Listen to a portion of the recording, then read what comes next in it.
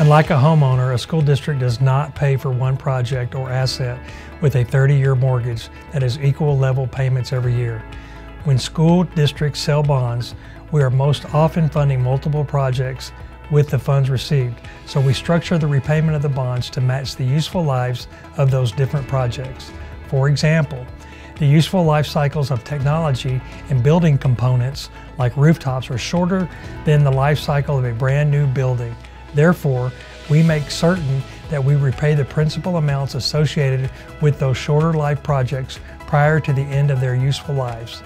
So although a bond sale may have a 30-year term, the annual payments are structured to match the useful lives of those projects being financed with that bond sale. This is an example of a bond sale where the weighted useful life of the Katy ISD capital items purchased may be close to 30 years.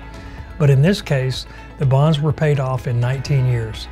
This ensures the district pays the asset off before they meet their useful life while avoiding excess interest costs. Here is an example of what Katy ISD buys with bond funds. In this example, the committee has approved a bond program.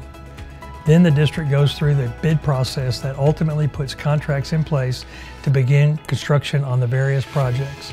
Now, it's time to start paying those contracts, so we sell bonds.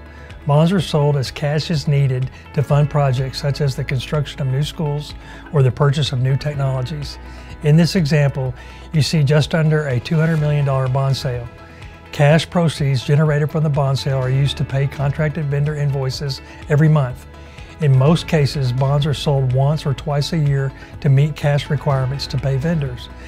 To minimize the amount of interest expense paid on the district's outstanding debt, Katy ISD sells bonds as needed in incremental amounts rather than selling the entire authorization all at once. The district's tax base growth has allowed Katy ISD to maintain a steady interest and sinking tax rate, despite the need to build more facilities to support student growth.